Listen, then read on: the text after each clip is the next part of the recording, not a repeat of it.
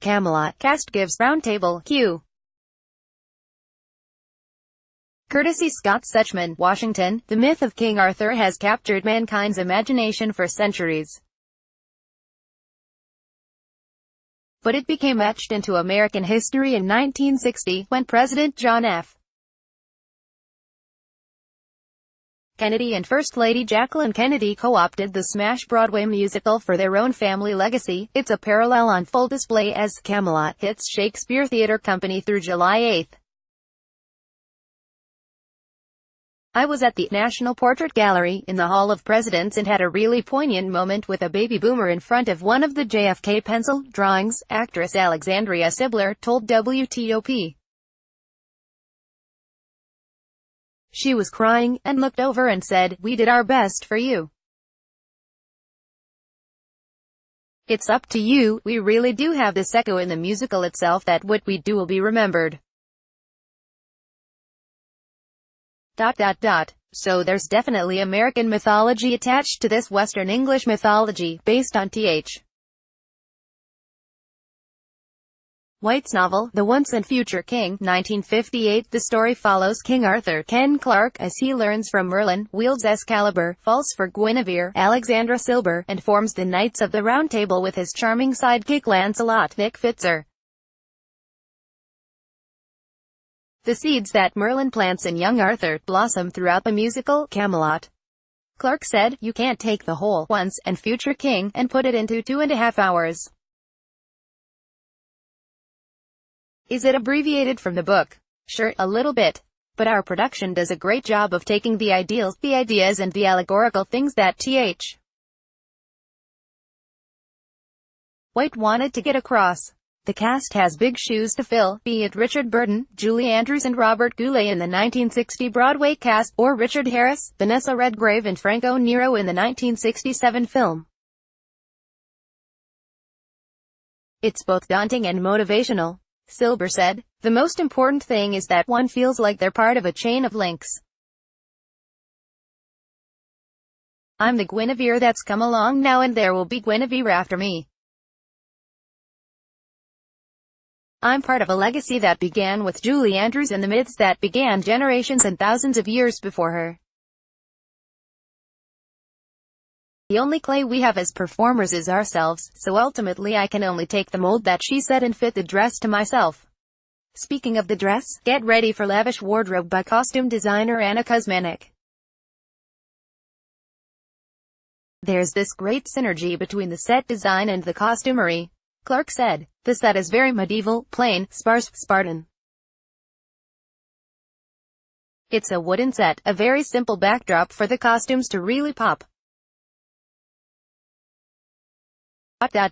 Every single costume is unbelievable, whether it's the detail on the armor, or we have this knighting scene where we're in full gold regalia. Not only are the costumes grand, they are impressively symbolic as the story progresses. She tells such a beautiful visual story through the clothing, through our aging process, through our moral issues," Silber said. "Arthur and I have a very similar color palette throughout the show. We are connected through color, but it darkens and intensifies as the show goes on. We are also more and more imprisoned. You see my collars get higher. Meanwhile, you'll see some truly iconic props, particularly the enormous sword Excalibur. It's about 4 feet long, and it's top-heavy," Clark said. "It's a true two-hander, man. You handle it like a boss," Silber said, to which Fitzer joked, "And he swings at my face." These lush visuals are paired with the iconic songbook by Alan J. Lerner, book and lyrics, and Frederick Lowe, music, the dynamic duo behind Brigadoon, My Fair Lady, and Gigi. Camelot, the title song, and If Ever I Would Leave You, are two of the most famous songs in the musical theater repertoire. Fitzer said, "Even if I dragged myself on stage and didn't do a tremendous job of If Ever I Would Leave You, it's such a good song that people are still going to love. My dog could sing, If Ever I Would Leave You, and people would still applaud." In all seriousness, Fitzer's singing might actually be closer to what Lerner The creative team went to the Library of Congress to look at the learner. One of the things they found was a note that said, "God, I wish Bob Goulet could sing this in C, but he can't, his key was B-flat, so our music director said, how about you do it up a step?" I said, "I would love that." Either way, the original Broadway cast album was America's top-selling LP for 60 weeks. I think most people came to the album first, because most people weren't able to make it to New York to see the Broadway production. Fitzer said. So when my mother discovered this album, the character of Guinevere spoke to her so personally. Likewise, each new generation discovers this timeless tale as a commentary on its own era. The concept of civility, the concept of might being used for right, Silber said. The thematic rumbling of a young king and the people in his life, trying to make the world a better place, decision by decision by decision.